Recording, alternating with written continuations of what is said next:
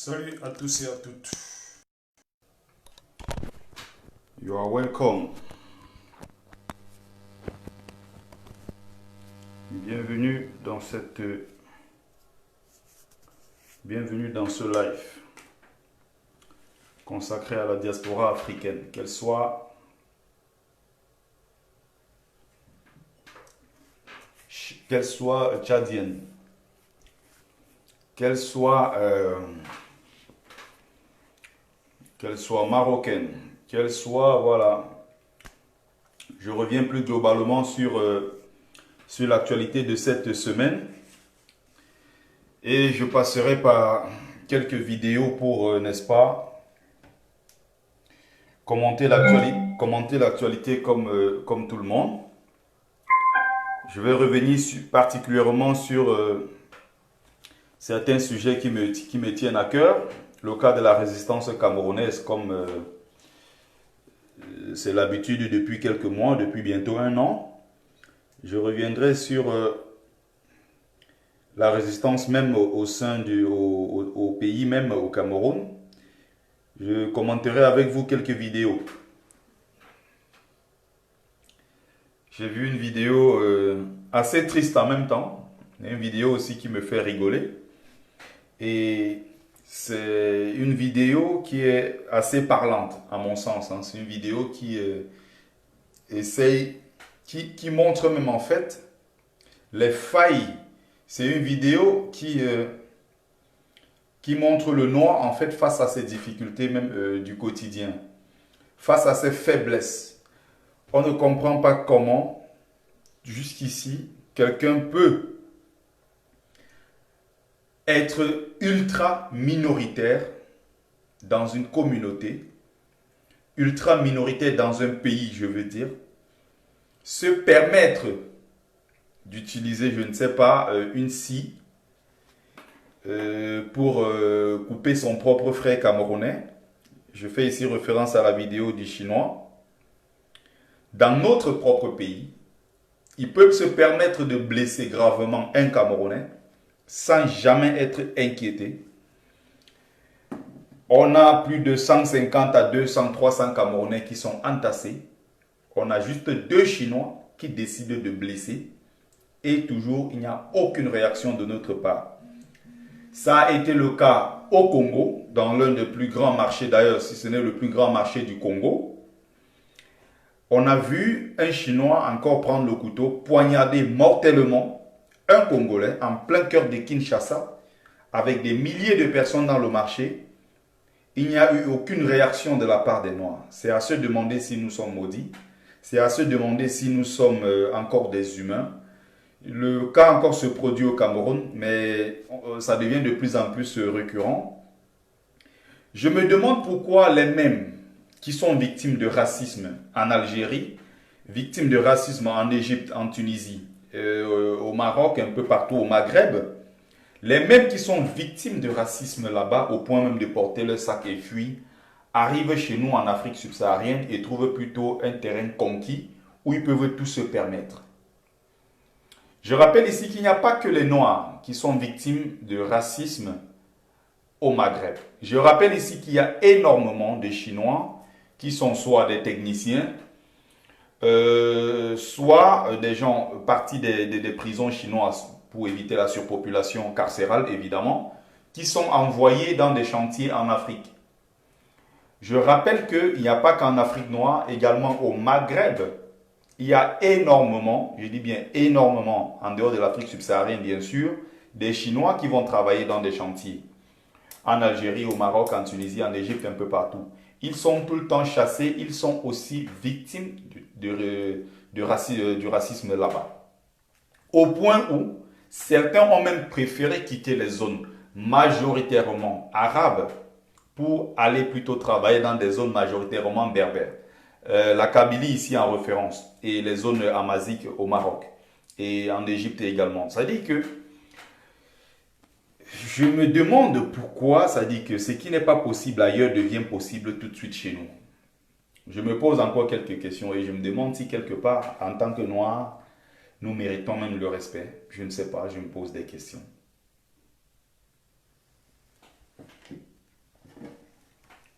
Voilà un Chinois en plein cœur du Cameroun dans un marché populaire qui blesse un Camerounais et on le laisse faire. Il part au bout, il blesse, il s'en fout et il sait que de toute façon il est sur un terrain. Il est en terrain conquis, il sait qu'il n'y aura jamais personne pour venir lui demander pourquoi il a fait ça. D'ailleurs, le gouvernement camerounais est même en premier lieu pour les protéger parce que soi-disant ressortissants chinois. Donc, je suis choqué par ce genre d'image. Et d'ailleurs, l'image était sur la toile, je pense que beaucoup sont tombés dessus. Même si ce n'est visible que pendant 30-40 secondes. Salut et bienvenue Séverin Gongan. Donc, je vois ici qu'apparemment, ce lien-là a été signalé. Cette page-là, je vais dire, a été signalée. Donc, il y a, du coup, c'est impossible en ce moment de tomber sur cette vidéo. Et je me doutais bien que Facebook allait censurer cette vidéo. Il y a beaucoup qui ont signalé. Donc, certainement, Facebook a supprimé la vidéo. Donc, voilà les questions simples que j'étais en train de poser. Jusqu'ici, en tant que noir, je me pose des questions. Je me pose énormément de questions et je me demande ce qui ne va pas. Je vais prendre le cas d'une autre vidéo et nous allons commenter la vidéo. J'espère qu'il y a quand même pas mal qui sont tombés dessus. C'est la vidéo d'un jeune frère, Nedi Poulo, qui en dit vraiment long sur l'état psychologique de la population noire. Il est l'un des rares, évidemment, qui a pu s'échapper des griffes de l'arabisation. Et aussi, on va dire qu'il est désormais un frère kamite, avec le discours qu'il tient, c'est une évidence, qu'il a déjà compris les pièges qui se trouvent derrière les religions monothéistes dites révélées. Encore une fois, hommage au frère Mamadou Bari, qui est décédé récemment. Martial Photo, si tu peux m'envoyer, bon, la vidéo, bon, elle est sur la toile, elle est connue, hein, je veux passer à autre chose. Vous prenez les Arabes comme des dieux. Même quand vous nous parlez en tant que Peul, vous préférez parler en arabe d'abord que de... Quand vous venez, vous dites Assalamu alaikum, vous dites d'abord des versets avant même de vous adresser à quelqu'un, les gars. Pourquoi je lis ça avec la religion? Parce que même l'islam insulte les Noirs. Vous allez me dire que c'est faux, mais c'est vrai, allez lire, man. Allez lire le Coran, il y a des parties. Si même Bilal est le esclave, tu crois qu'un arabe va nous voir, négro, pour un vrai black? Il va nous voir comme un esclave. Alors vous allez me dire, là on est des poules, ne mélange pas tout, Non. Je veux répondre un peu. Je veux répondre à ma soeur. Makeda Flora. Il est toujours dans l'islam. C'est un peu plus compliqué.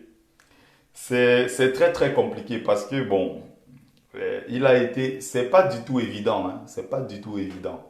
Et j'essaye de les comprendre. Il y a ceux qui essayent quand même d'en sortir, mais c'est pas du tout évident. Le mec, il est né donc, il a été biberonné au Corancide, donc c'est une évidence. Ça fait que lui, quand il grandit, même s'il essaie de se détacher pour rejoindre ses frères dans le monde kamite, il faut quand même pas mal de temps. C'est pas en si peu de temps qu'on oublie ce qu'on a récité depuis la madrasa, depuis le bas âge. Même moi aujourd'hui je suis kamite, mais je peux encore réciter parfaitement Je vous salue Marie, je crois en Dieu le Père Tout-Puissant, parce qu'on est né, on a grandi dans ça. C'est un regret pour moi. Si peut-être j'avais été déjà dans une école initiatique dès le bas âge, je serais peut-être voilà ailleurs, je serais peut-être très très avancé dans le domaine, mais il n'est jamais tard, on apprend tous les jours. Donc même ceux qui disent, moi je connais les frères, on fait des conférences tout le temps ensemble, on assiste aux conférences. Lui, il est kamite et tout ce que tu veux, il est kémite, il est dans le mouvement, il est dans toute l'ambiance du monde kémite et tout, il participe aux conférences. Mais le mec n'arrive pas à se détacher du ramadan. Il fait toujours le ramadan. Quand je l'ai surpris, je lui ai demandé, mais qu'est-ce qui se passe? Pourquoi tes lèvres sont si sèches et tout? Le mec a voulu détourner. Bon, après, il m'a dit, bon, tu sais, même si on est kémite, c'est pas évident. En fait, Au final, ils sont kémites pour la plupart, mais après, ils pratiquent toujours. Donc, c'est pas surprenant. Tu peux me dire que le frère, bon, ça ne me surprendra pas. Et j'en connais. On va commencer déjà même par Kémy Seba lui-même, qui dit être le grand champion kémite, qui est si, tout ce que tu veux. Mais Kémy Seba, quand tu lui poses la question de façon claire et de façon simple sur l'islam, est-ce que tu es encore musulman, oui ou non, il ne te répondra jamais. D'ailleurs, même dans son ouvrage, il essaye de tourner là-dessus, tourner. C'est des gens qui, après avoir fini tout ce qu'ils font en disant qu'ils sont kémites et tout ce que tu veux, c'est des gens qui vont prier, hein, sauf qu'ils le font en cachette. Donc pour le frère, il a encore le temps d'apprendre. Moi aussi, j'étais chrétien, je ne le suis plus aujourd'hui. Ça m'a pris beaucoup de temps et jusqu'à aujourd'hui, j'essaie toujours de me détacher. Vous croyez qu'on se détache comme ça en quelques jours? Donc le frère a quand même le mérite de revenir sur des sujets assez clairs. Quand il parle de la position, de la place qu'on donne à un noir dans l'islam qu'on appelle le Bilal, la vérité qu'on ne veut pas dire au peuple noir, c'est que Bilal n'a jamais été en vérité Bilal. Pour revenir sur le cas de Bilal, Bilal c'est quelqu'un qui est sorti de ce qu'on appelait l'aristocratie éthiopienne. Ce qu'ils appelaient à l'époque l'Abyssinie. C'est quelqu'un qui est sorti de l'aristocratie. Donc ce n'était pas un pauvre, ce n'était pas n'importe qui. Et du jour au lendemain, il est parti de sa classe d'aristocrate pour devenir un esclave. Esclavagisé encore par qui? Par les mêmes Arabes.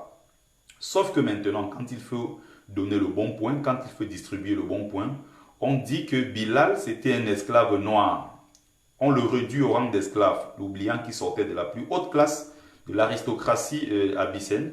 Donc, pour donner maintenant le beau rôle aux Arabes, on dit que non, il a été libéré par un Arabe. Donc, on rappelle qu'il était noir, bien sûr, qu'il était esclave, mais libéré par un Arabe. Donc, le beau rôle, encore une fois de plus, revient aux Arabes et le mauvais rôle revient aux Noirs. C'est clairement ce qu'on a appris à nos enfants dès le bas âge. Donc, quand il se retrouve face à un Arabe, autrement, il est face à son maître qui a, d'une manière ou d'une autre, libéré un prophète noir.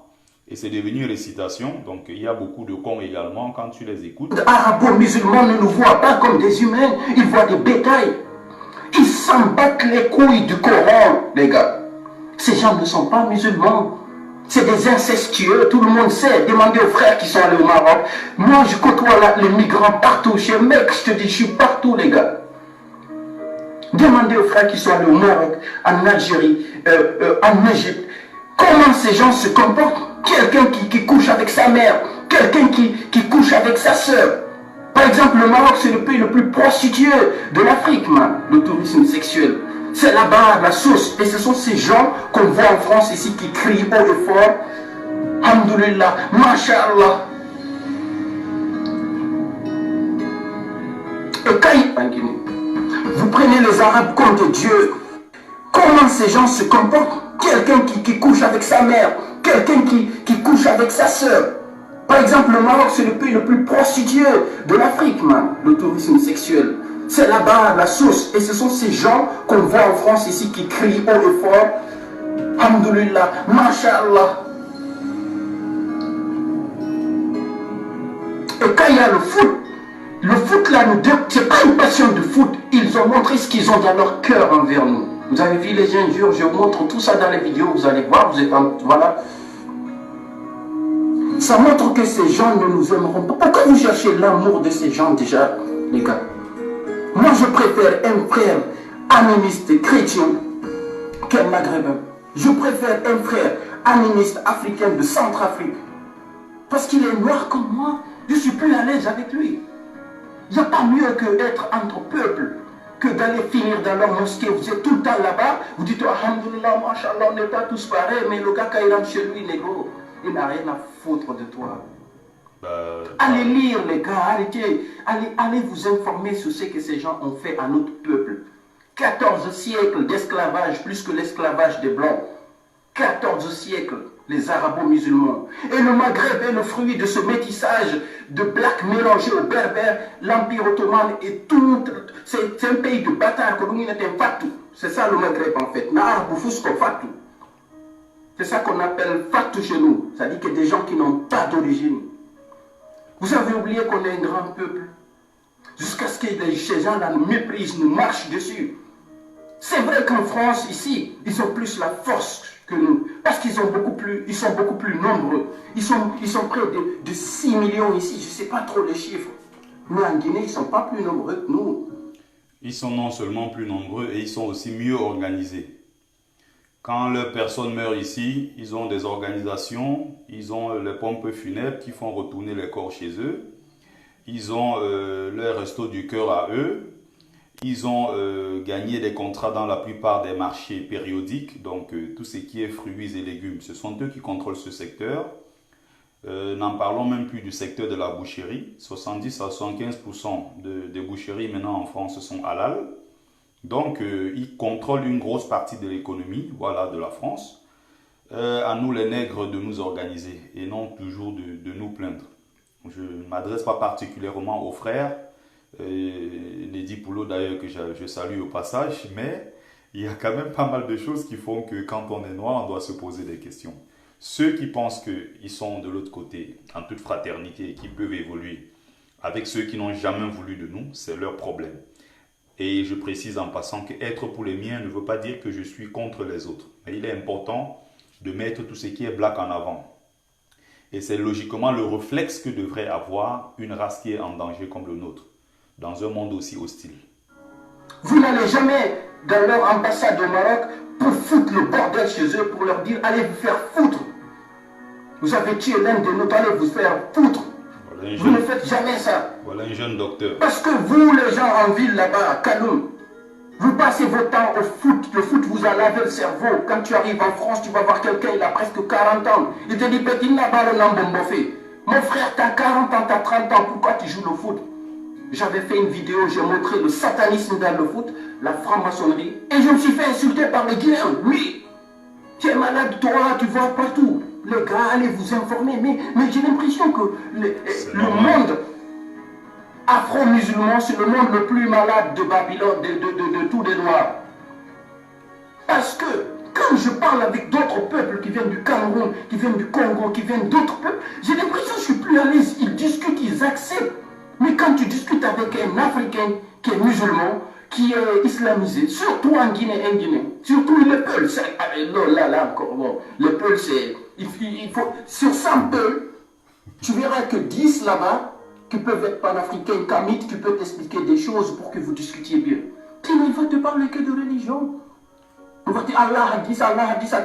J'en ai vu qui disaient que le peuple Peul, que les Peuls sont arrivés en Afrique il y a 700 ans et qu'ils sont venus, ils sont venus de l'Arabie Saoudite et qu'en réalité c'est des Arabes qui sont arrivés en Afrique il y a 700 ans. J'étais mort de rire.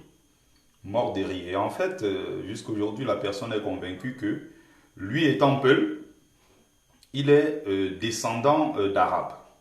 J'ai jamais compris cette histoire. Et je lui ai dit, est-ce que ce genre de choses, tu l'enseignes à tes enfants à la maison? Bah oui, c'était une évidence. Je n'ai toujours pas compris. Donc le frère, encore une fois, il a raison, il touche un point essentiel. Verset.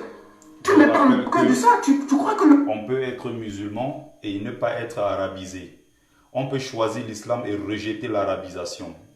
Le malheur avec le peuple noir, c'est qu'on a accepté non seulement l'islam, on a également embrassé l'arabisation à 1000%. Parfois, on est même encore mieux placé pour défendre tout ce qui est culture arabe, plus que les Arabes encore eux-mêmes. C'est très très grave. Nous sommes dans une situation catastrophique. Catastrophique. Et ce qu'il dit là, ce qu'il est en train de soulever comme point, c'est un point essentiel. Monde, il n'y a que nous qui existons. Hey bro, je suis en train de te dire, on est 7 à plus de 8 milliards même dans le monde. Il n'y a pas que les musulmans, il n'y a pas que les Peuls, il n'y a pas quoi, on s'en fout mec maintenant. Vivons, vis ta vie. Si tu as envie de prier, va prier dans ta chambre là-bas. Sois en contact toi seul avec Dieu. C'est un coup de gueule parce que on en a parlé, les panafricains, les kamites, on nous a pris pour des fous. Mais, moi on vous demande, vous les savants Peuls musulmans, il faut nous éclaircir pourquoi les Noirs sont esclaves dans le Coran. C'est marqué. Pourquoi l'islam valorise l'esclavage. Donc quand un arabo-musulman sait que dans son propre livre déjà, dans son livre, dans sa putain de langue arabe, que l'homme noir est un esclave, je me demande comment ils vont nous voir chez eux. Logique. Ce n'est pas la première fois que des Maghrébins tuent des Noirs. Imagine si c'était les Noirs qui ont tué un Français, ce qui va se passer. Moi, j'appelle tous les frères. Là, je n'aurai pas le temps de manifester. Action humanitaire en Nantes, frère Bangoura, à la belle. Ouais, c'est aussi important de préciser que on est déjà passé à autre chose. Hein. Le cas Mamadou Barry, il est mort. Bon, là maintenant, justice pour Mamadou Barry, justice pour Mamadou Barry. Et puis là, on est passé à autre chose. C'était il y a encore quelques années, justice pour Adama. Son frère a voulu faire se venger en quelque sorte. Il a été attrapé par les policiers. Le mec est toujours, je crois, en prison. Justice pour Adama. Il y a eu des marches partout. Les marches n'ont jamais rien changé. Les marches n'ont jamais rien apporté. Même si ce n'est que ce qu'ils pouvaient faire, ce n'est que ce que le peuple trouve à faire. La communauté ne peut pas faire peut-être plus que ça. Oui, je pense que la communauté peut faire plus que ça. On peut faire bien plus que des marches. On peut s'organiser. Je dis encore, moi, en tant que noir, je me sens dans une situation d'insécurité. Bien qu'on dise que la France est le pays des droits de l'homme. L'un des pays aujourd'hui où il y a tellement d'insécurité, c'est aussi la France. La délinquance, ça déborde partout. Il y a des cas de délinquance un peu partout dans des quartiers, que ce soit même dans les centres-villes de Paris, dans les banlieues, où que tu ailles en tant que noir en France, tu es en danger. Il y a on retire des gens, il y a des enlèvements tous les jours, il y a des enfants noirs qui disparaissent, il y a des jeunes noirs qui partent de leur maison, ne reviennent plus jamais. On ne sait pas trop ce qui se passe. Les autorités françaises, quelque part, pour brouiller les pistes, je ne sais pas comment du jour au lendemain, on est parti d'une finale de la CAN qui opposait l'Algérie au Sénégal. On est parti de supporters algériens. Maintenant, on nous dit que c'est un Turc qui l'a tué et le Turc, il est fou en fait. Donc, on lui trouve une circonstance atténuante. C'est le langage technique que les psychologues et les psychiatres et autres, les avocats ont trouvé. Ils appellent ça la circonstance atténuante. Donc, on va dire que le mec était fou. C'est d'ailleurs la réponse que le frère de Mamadou Barry a donnée en disant, mais il est bien sûr fou. Il n'a pas tué sa femme, il n'a pas tué sa fille. Il est rentré après cet acte odieux, se coucher chez lui tranquillement. Aujourd'hui, on déclare non, il est fou. On veut même le voir. Impossible. On essaye de brouiller les pistes et tout. Et voilà, plus le temps passe, les gens ne font qu'être exposés. Il n'y a pas même pas 30 minutes encore, je suis tombé sur un nouveau cas. Le mec, je ne sais pas trop quelle est la raison. Je ne sais pas ce qui s'est passé. Encore une fois, un noir qui se fait agresser par deux rebeux avec des couteaux et tout. Il tombe, il est en pleurs. Le monsieur traverse devant des centaines de noirs dans un quartier de noirs. Les deux, et ils s'en vont sans être inquiétés. Il y a des noirs qui sont assis au café, ils boivent. Un autre frère de l'autre côté, il est en danger. Il y a même des gens qui ne se sont même pas levés pour aller demander ce qui s'est passé. Chacun passe sa route. Je pense que les Noirs, dans cette humanité, je pense que le peuple noir, chaque fois quand je pense à ça, ne serait-ce que penser au peuple noir, à chaque fois j'ai mal. Quand je pense à ce peuple, quand je vois comment on traite ce peuple à travers le monde, quand je vois comment on traite les Noirs encore en France en 2019, et notre mentalité, notre posture, notre comportement contribue largement à déshumaniser les Noirs que nous sommes. Qu'est-ce que nous faisons pour pouvoir sortir la tête de l'eau? Qu'est-ce que nous faisons pour mériter du respect? Moi, personnellement, je suis de ceux-là qui pensent que le respect se mérite. Je ne suis pas de ceux-là qui pensent que les êtres humains doivent être respectés tout simplement parce qu'ils sont des êtres humains. Je ne pense pas que l'Africain doit être simplement respecté dans le monde entier parce qu'il est le descendant des premiers êtres humains qui aient existé sur Terre. Je ne pense pas qu'on puisse respecter le noir quelque part dans un coin perdu de Finlande tout simplement parce qu'il est issu du continent berceau de l'humanité, de toutes les civilisations. Il faut aller au-delà de ça. Il faut que sur le plan économique, qu'on fasse des prouesses. Il faut qu'on apporte sur le plan spirituel. C'est-à-dire qu'on commence à mettre d'abord en arrière-plan toutes ces religions monothéistes dites révélées qui sont venues écraser notre peuple, qui continuent encore d'aliéner notre peuple en 2019. Il faut qu'il y ait des efforts consentis à ce niveau. Il faut que ce peuple se réveille. J'ai mal à chaque fois. j'ai mal à chaque fois. Et imaginez le scénario contraire, c'est-à-dire un noir serait venu dans un quartier majoritairement maghrébin, agressé et s'en aller en toute impunité, ça aurait été impossible. Le premier arabe qui tombe sur toi, il t'arrête, il te met au sol. Si tu avais poignardé, peut-être il va aussi poignarder, peut-être il va même te tuer. Il n'y aura pas le moindre moyen de sortir. Parce que même par réflexe, ils ont été habitués à ça. Pourquoi nous sommes aussi passifs? Pourquoi le peuple noir, jusqu'à présent, ne s'est pas toujours préparé à cette grande guerre qui arrive? Il y a des gens qui accusent, bien sûr, à raison ou à tort, les Africains du continent de les avoir vendus. Je parle ici, bien sûr, de nos frères du Nouveau Monde, des Antilles, des Amériques et autres qui vont dire oui. De toute façon, vous nous avez vendus à l'époque. Vos ancêtres vendaient leurs propres enfants aux Blancs qui les amenaient pour esclavagiser. Même si c'est faux, et il y a toutes les preuves pour le démontrer, il y a tellement d'arguments, il y a tellement d'éléments pour démontrer ici que ça n'a jamais été le cas. Mais quelque part, on peut aussi dire que nous n'avons suffisamment pas fait le nécessaire pour les empêcher de partir. Aujourd'hui, on est en 2019, soit plus de 4 siècles après. Et les mêmes choses se reproduisent encore. On voit encore des gens qui partent de Chine, qui viennent prendre nos terres. On voit des gens qui partent de France pour venir créer un véritable apartheid chez nous en Afrique. On voit des gens qui partent du Pakistan. On voit des gens qui partent de l'Inde, des États-Unis avec leurs grandes multinationales. Ils viennent installer des micro-États dans nos grands États. Et on est toujours là, on regarde. Quelque part, ça peut donner raison à ceux-là qui disent que oui, effectivement, si ça se passe encore en 2009, c'est justement parce que soit vous avez vendu vous-même vos propres enfants, soit vous n'avez rien fait pour les retenir. Vous n'avez rien fait pour empêcher l'ennemi de prendre vos enfants pour le nouveau monde dans le but d'esclavagiser. Regardez le cas du Cameroun. Quand je pense ne serait-ce qu'à ça, j'ai des frissons. Comment on peut venir dans mon pays des Chinois, on leur donne des terres partout. Les Taïwanais ont des terres chez nous. Pour ne même pas parler du cas des Français, des Anglais, des Américains. Et parmi tous les pays, j'ai vu des statistiques de 2016, j'ai encore lu un article à propos, le Cameroun est en tête parmi tous les pays d'Afrique. Tous ces pays ont des centaines de milliers d'hectares et la Chine est en tête au Cameroun. On est en train de brader notre propre pays sans réserver quelque chose pour nos enfants qui viendront. Sans d'ailleurs rien réserver pour nous qui sommes vivants actuellement. L'argent est dans leur compte privé. On abandonne nos enfants. Il n'y a aucun respect. Il n'y a aucune considération pour nos enfants.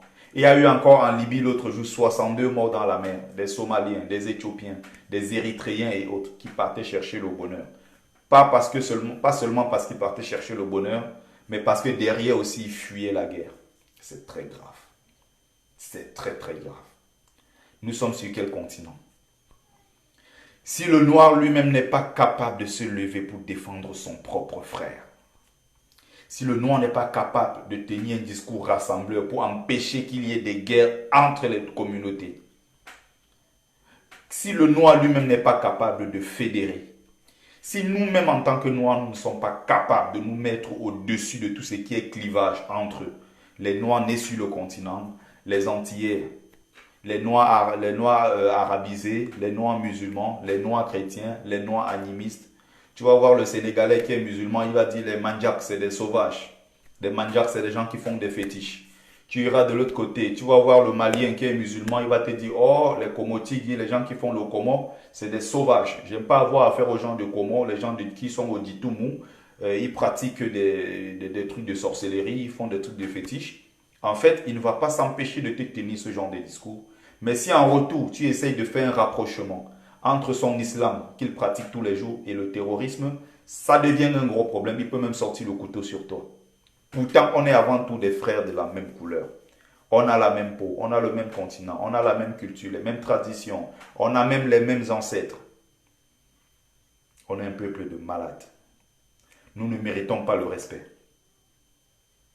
Nous ne méritons pas le moindre respect dans ce monde, dans ce bas monde. C'est ce que je pense au plus profond de moi quand je vois les noirs un peu partout. J'essaye de comprendre pourquoi on ne nous respecte pas.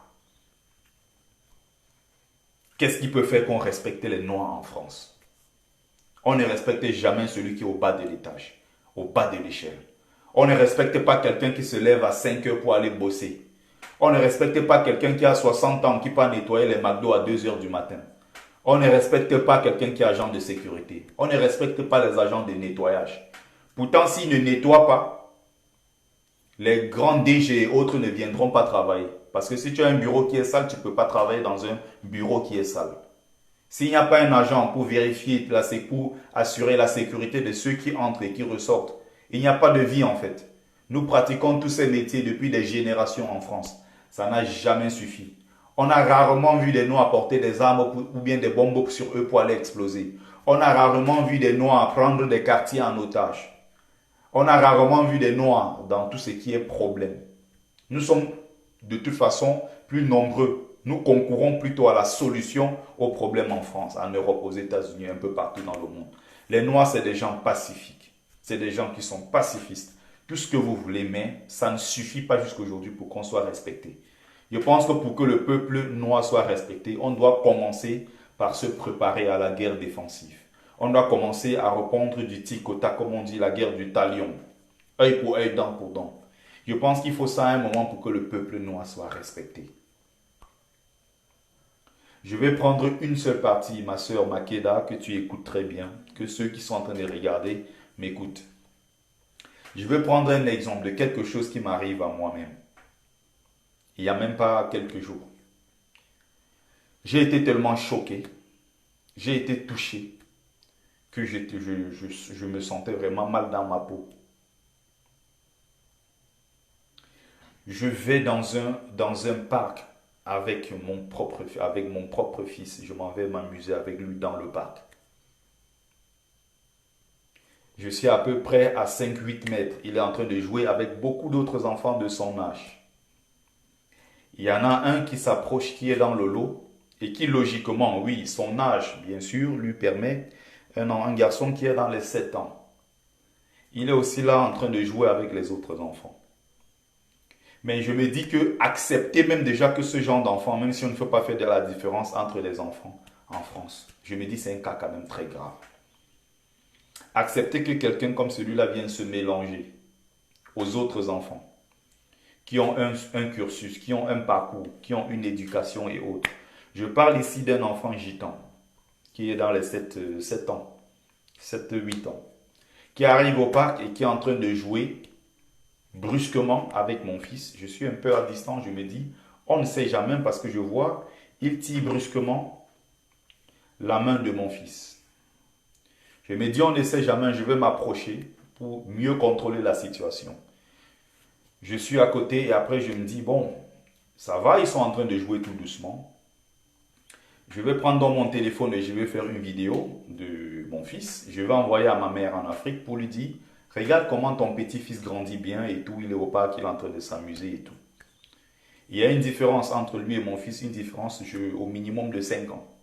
Donc ils n'ont pas la même force, ils n'ont pas la même énergie. Mon fils est tout petit. Et j'arrive au parc, je suis là, je suis en train de voir. Au moment même où je viens, je suis en train de vouloir lui faire une vidéo, j'apprête le téléphone, je le mets comme ça. Je vais commencer à filmer. Le petit gitan tire carrément mon fils, il le porte, il le ramène dans un toboggan, dans un espace où il sait qu'il n'y a personne pour le voir. Et il y a plus de 60-70 personnes, il y a peut-être, nous disons, une trentaine, une quarantaine de personnes c'est un grand parc. Il y a des femmes voilées qui sont là, il y a des mamans, il y a des papas, des gens sont là. Et le petit sait très bien ce qu'il est en train de faire, il sait que c'est mauvais. Il tire mon fils, il le ramène en haut, dans un espace du toboggan. Dans un espace où il sait que là-bas on ne verra pas la bêtise qu'il est en train de faire. Il arrête mon fils, comme ça, il prend son cou, il est en train de l'étrangler carrément. Il est en train d'étrangler comme ça, il arrête la tête, il est en train de tourner comme ça. Et il fait avec force, il fait avec énergie. Je ne sais pas où est-ce qu'il voit ce genre de choses. Je ne sais pas dans quel cinéma il a vu ça. Et pendant ce temps, les parents gitans, qui se comportent comme des sauvages, comme des animaux, Ils viennent au parc avec leurs enfants. Ils ne sont jamais là pour vérifier ce qui se passe. Ils sont de l'autre côté. Ils sont en train de boire, ils mangent, ils fument. Ils sont avec leur groupe de femmes là-bas. Il n'y a personne pour contrôler ce que leurs enfants sont en train de faire dans le parc, dans l'aire de jeu avec les autres enfants. Il arrête, il commence à serrer. Heureusement que je suis là au moment où il est en train de le faire. Parce qu'il y a un réflexe qui m'est venu. Va prendre une vidéo, tu envoies à ta mère. Sinon, je serai en train de vous parler ici avec des larmes qui coulent parce que mon fils est décédé.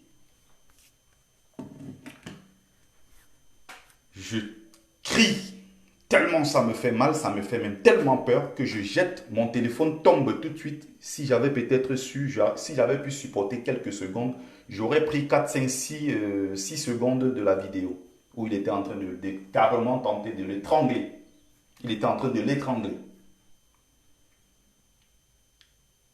Mais je parviens à sauver mon fils. Et même pour sortir mon fils de ses bras, c'était tout un combat. Oui, j'ai donné une belle paire de gifles pour que ça ne se répète plus jamais. J'ai dit, tu as bien compris ça? Il était tellement en panique qu'il a même pété sur lui. Il grelottait comme ça. J'ai dit, mais tu te rends compte, tu aurais pu le tuer. Il t'a fait quoi? Il t'a pris quoi? Pourquoi tu serres son cou? Pourquoi tu appuies? Ce n'est pas ton ami, vous ne vous connaissez pas. Vous vous retrouvez au parc. Le petit ne dit aucun mot en français. Il ne dit aucun mot en français. Il est dans le parc. Il joue avec les enfants qui sont bien plus petits que lui et il menace tout le monde au parc. Les mêmes gens qui sont là, les mamans qui sont là, qui sont assises, ont bien vu qu'il y a eu un geste très déplacé de sa part où il menaçait en tirant brusquement la main de mon fils. Elles étaient là, elles ont vu, elles n'ont pas réagi. Mais comme sur le coup de l'énervement, j'ai giflé le petit en lui disant que ça ne se répète plus jamais, les mêmes se sont levés pour venir dire ce sont des enfants, ils sont seulement en train de jouer. Il dit, est-ce que vous avez vu ce qui s'est passé? Non. Vous avez vu? Non.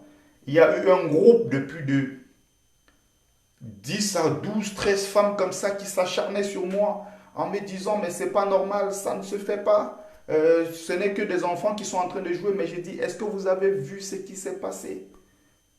Personne de vous n'a vu. Mais ce qui me fait encore le plus mal, j'aurais pu le perdre. Il aurait pu mourir. Il suffisait que je sois absent pendant 5-10 secondes. Avant de venir, il aurait tué mon fils et déposé. On aurait dit non, c'est des enfants, entre eux, ils étaient juste en train de jouer.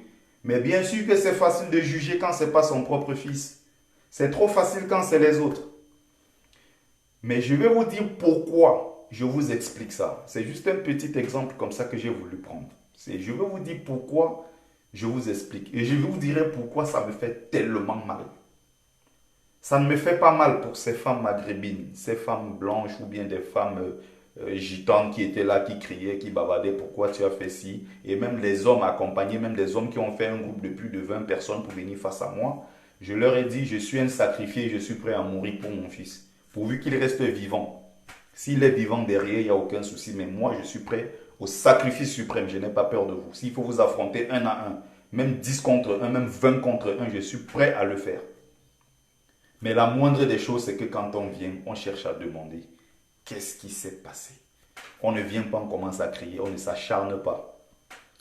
Mais une chose est sûre, je comprends pourquoi les nègres partout, on les écrase.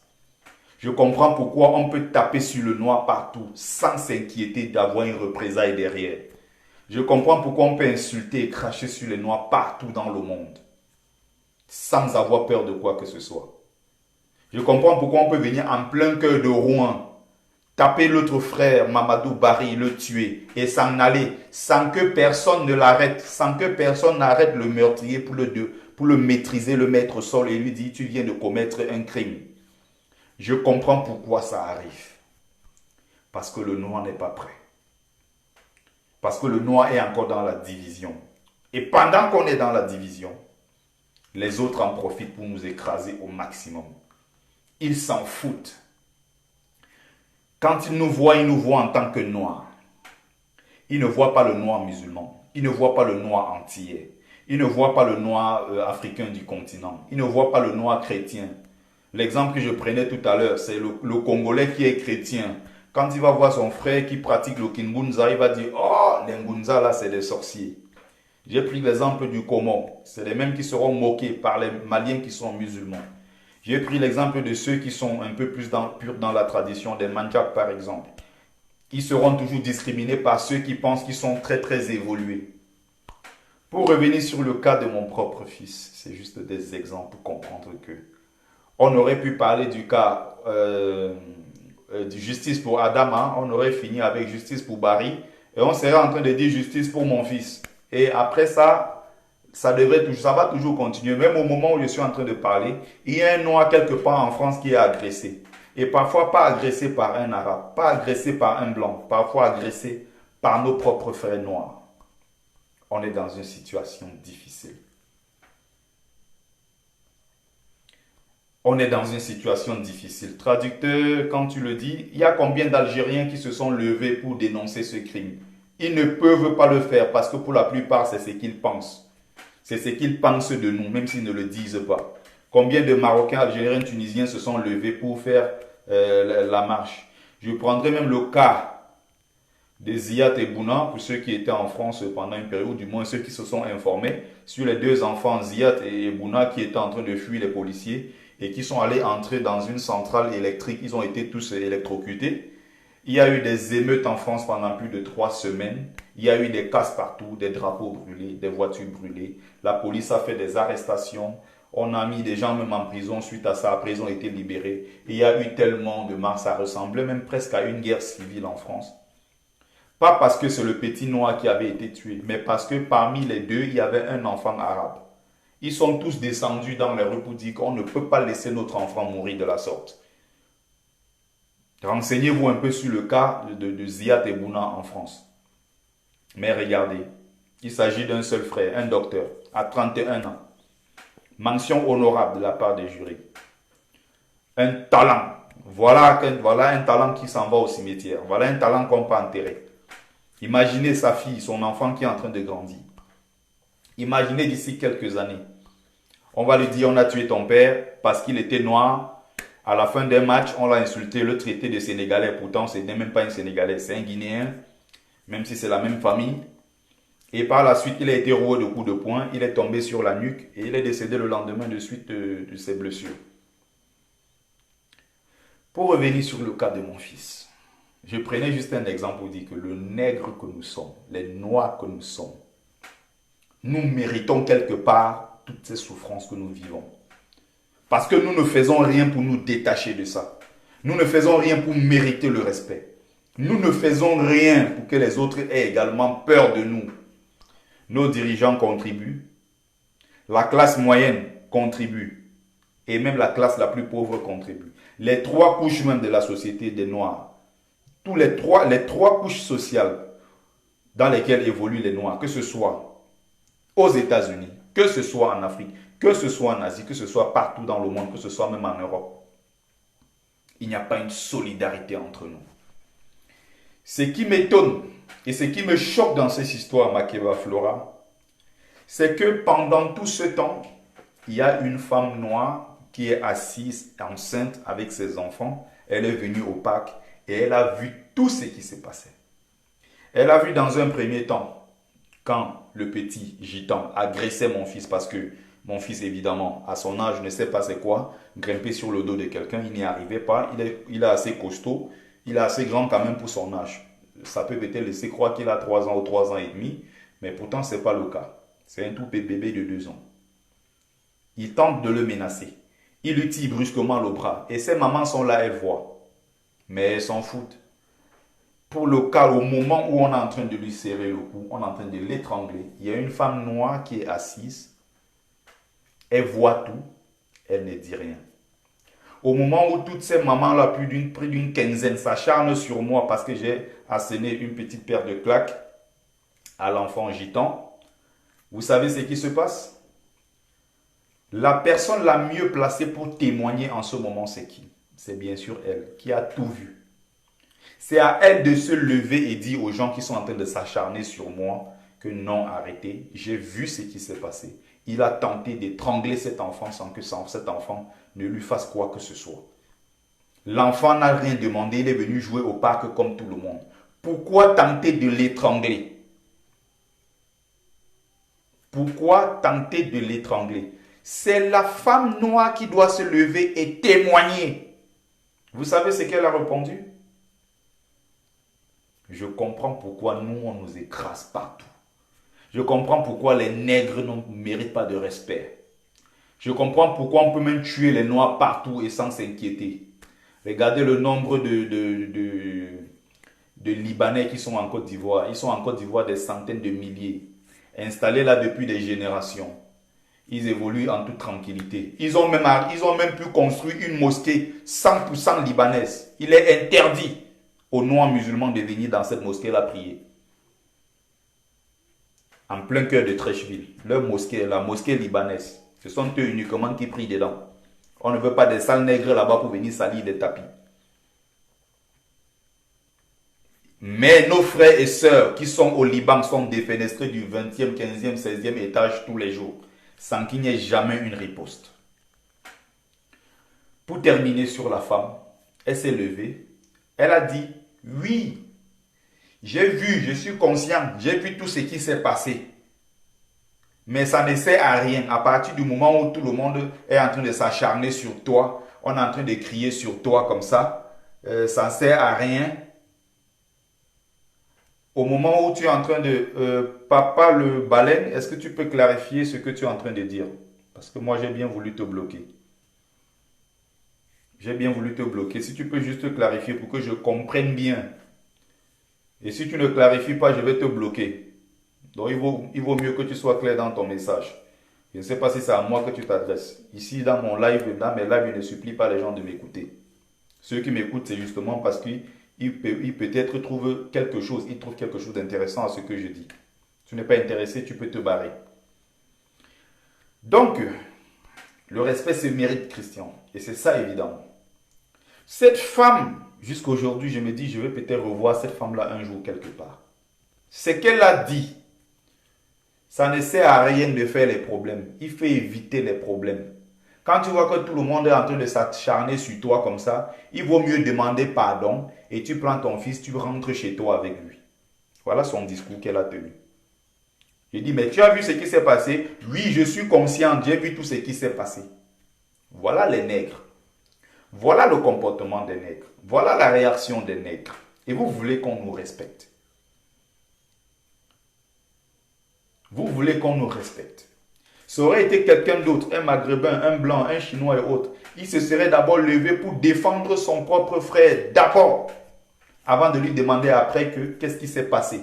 C'est comme ça dans toutes les communautés. Et à plus forte raison, elle a vu ce qui s'est passé. Mais elle se lève parce qu'il y a un acharnement. Je m'en moque complètement de l'acharnement. S'il y a 15-20 personnes qui crient, ce n'est pas parce qu'ils sont 15-20 qui crient qu'ils ont raison. Ils n'ont pas vu ce qui s'est passé. Toi, en tant que femme, toi, en tant que noir, tu as vu ce qui s'est passé. La moindre des choses, c'est de te lever et expliquer aux gens que vous vous acharnez sur ce monsieur pour rien. J'ai vu ce qui s'est passé. Laissez-moi vous expliquer. Non, elle est assise. C'est la première à me dire, j'ai vu ce qui s'est passé. Ça ne sert à rien de faire des problèmes. Il faut éviter les problèmes dans la vie. Mais c'est en évitant évidemment ces problèmes-là que les problèmes même te suivent. Quand les problèmes viennent, il faut te lever et choquer ces problèmes. Il faut se lever et faire face à ça. Parce qu'il suffisait que je sois absent 30 secondes. C'était terminé. On sera en train de parler de lui au passé. Et il y a des gens qui viennent s'acharner. D'autres femmes, bien sûr, femmes voilées, qui viennent m'insulter. Je ne me laisse jamais faire. Hein. Je riposte également. C'est son mari qui lui dit à un moment, non, tu en fais trop, le monsieur ne t'a rien fait.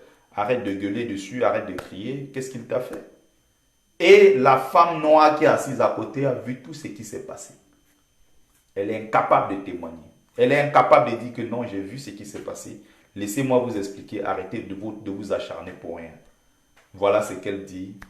Quand tu vois que tout le monde crie déjà sur toi comme ça, il vaut mieux demander pardon. À qui? Qui va demander pardon? C'est à moi de demander pardon.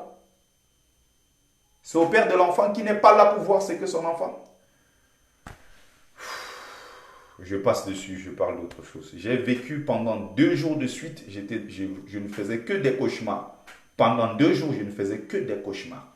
Parce que je me dis, à quelques centimes comme ça, il est passé près de la mort. Et j'ai encore des images, des clichés chauds dans ma tête où je le vois en train de se battre pour sortir de ses bras. Et le petit ne lâche pas. Des enfants sauvages, que je vais appeler comme ça. Je dis bien des sauvages. Qui viennent en France. Ils sont des experts dans les rues en mendicité. Ils sont de l'Union européenne. Ça veut dire qu'ils peuvent travailler en France logique, sans avoir de moindres problèmes. Nous sommes extra-communautaires. Quand on arrive en France, on a des problèmes de papier. Sortis de je ne sais pas de la Roumanie ou bien je ne sais de quel pays. Ils sont de l'Union européenne et donc ils ont le droit de travailler en France. C'est des gens qui refusent d'aller à l'école. C'est des gens qui refusent l'éducation. Ils refusent tout, même parfois des logements. Ils veulent maintenir leur style de vie de je ne sais quoi. Ils forment des générations de criminels et de sauvages qui vont s'attaquer injustement aux enfants qui sortent des familles normales où ils ont quand même la chance de recevoir une éducation. Et voilà, à côté, il y a toujours la réaction des nègres. On a vu un joueur sénégalais parce qu'il ne savait pas parler le français. On lui posait des questions, il sortait directement du Sénégal, il parle son Wolof, c'est normal. On a vu dans une émission télé des petits nègres qui sont assis, qui sont en train de se moquer de lui parce qu'il ne sait pas parler français. Et les Noirs attendent qu'on les respecte. Vous voulez qu'on vous respecte. Le respect se mérite. Si on ne respecte pas les nègres, et je ne pense pas que même dans 50, 100 ans, nous allons inverser la tendance. Je pense que ça va rester comme ça pendant encore très très longtemps. Pendant très très longtemps. Parce que quand je vois le comportement des Noirs, où qu'on se trouve, c'est un comportement inacceptable. C'est le Noir américain qui ne veut pas voir le Noir africain. C'est le Noir asiatique qui ne veut pas voir le Noir africain. C'est le Noir africain qui fait la guerre, qui fait même... J'ai vu encore plusieurs commentaires. J'ai vu plusieurs commentaires des frères qui disaient que voilà les Chinois qui sont en train de prendre les terres au Cameroun. Les mêmes gens qui se plaignent des Bamileke que vous ne vendez jamais vos terres. Les Bamileke sont chiches. Les Bamileke ne vendent jamais la terre chez eux. Ils viennent seulement acheter nos terres. Voilà qu'on prend même vos terres maintenant gratuitement. C'est-à-dire que Biya ne demande pas l'autorisation au peuple camerounais. Il vient comme récemment, il dit voici 50 000 hectares. Je vais donner ça au gouvernement koweïtien. Il n'y a même pas au gouvernement. Ce sont des personnes privées, ce sont des hommes d'affaires koweïtiens qui viennent acheter ces espaces de terre pour cultiver du riz, faire leurs expérimentations. Il n'y a jamais personne qui s'est levé pour demander au président de la République pourquoi tu as vendu nos terres.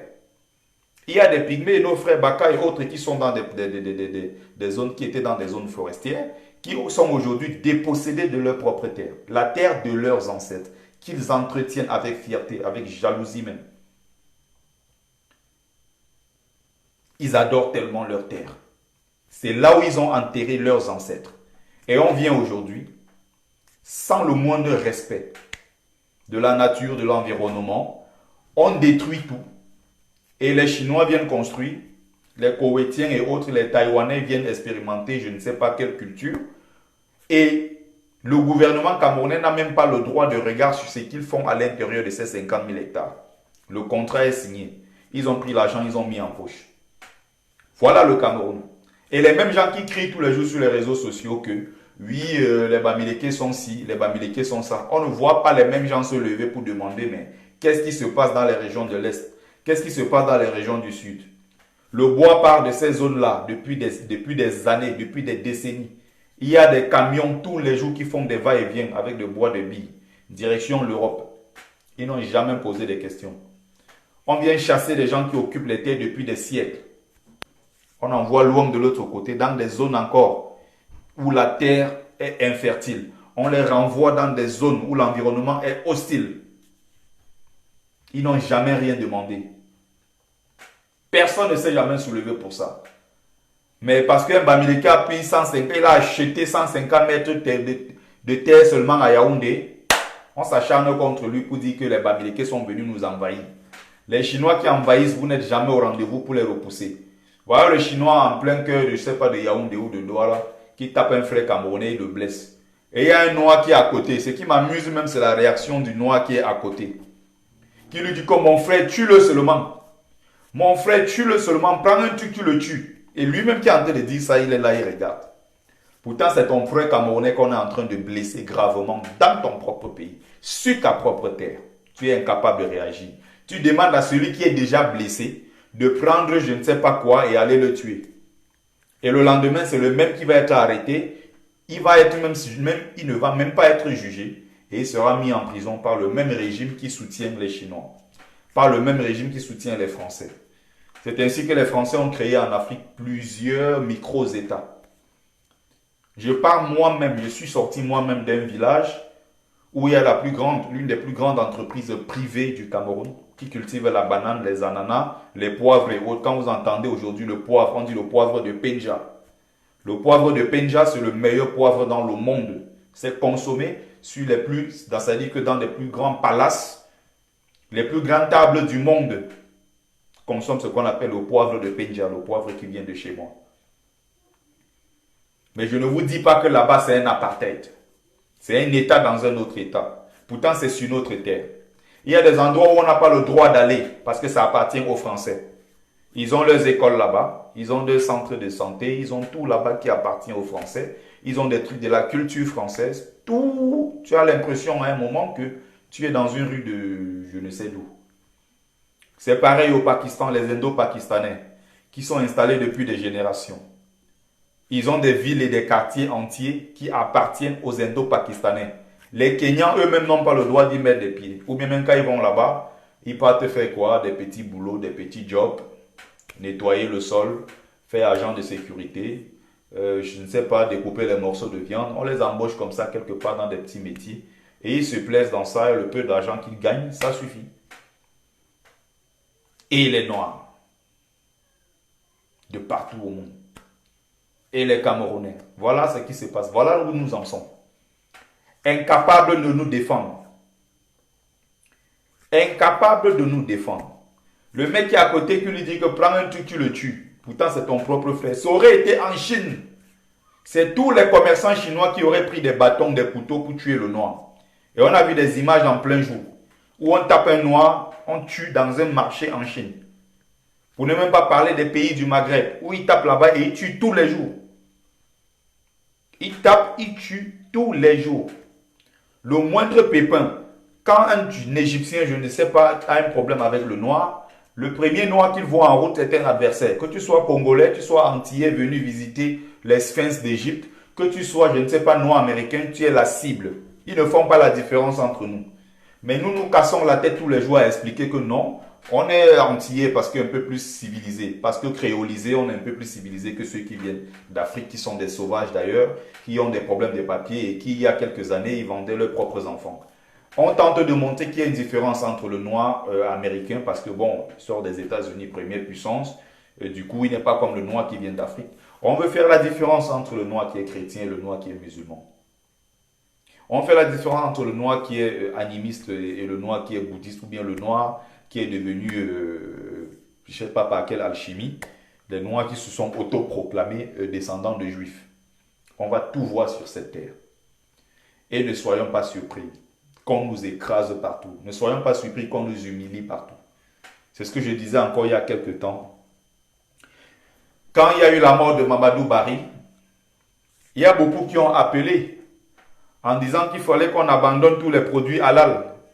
Il ne faut plus qu'on aille manger chez les Arabes. N'achetons plus la viande chez les Arabes.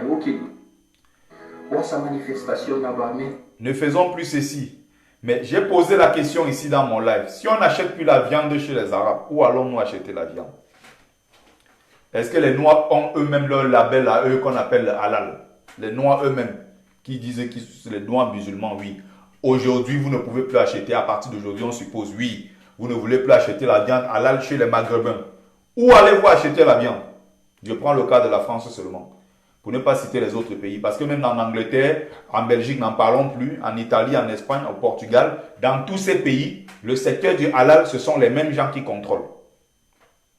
À partir du moment où toi-même, tu n'as pas proposé une autre solution. À partir du moment où tu n'as pas proposé une alternative. C'est impossible de rêver. On est dans la rêverie. Ce sont de rêvasser. c'est quasi impossible parce que même la majeure partie des Français aujourd'hui mangent halal. Le secteur de la boucherie, je vous ai rappelé, c'est contrôlé.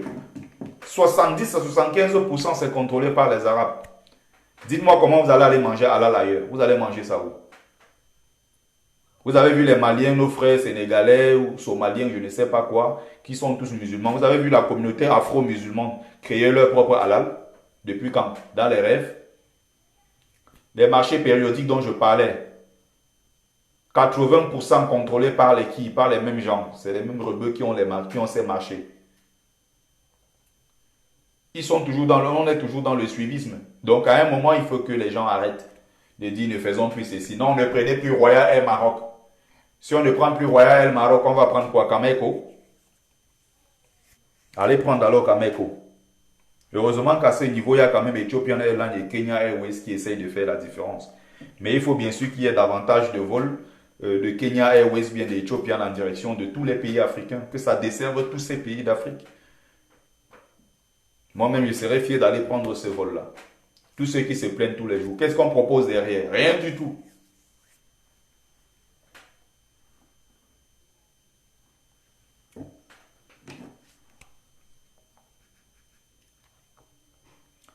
Je reviens sur une autre vidéo. C'est toujours très très choquant. Il y a des choses, je me dis... Bon, on va faire un peu... On va rigoler quelques secondes. Ouais, je dors la nuit, je vois seulement l'eau qui tape le bas de matelas, poum, poum, poum, poum. Je me lève, vous sortir, même ça peut même enterrer, même avec la tête. Ça ne va pas. Ça ne va pas. On dort quand on grimpe même sur les lacs en haut.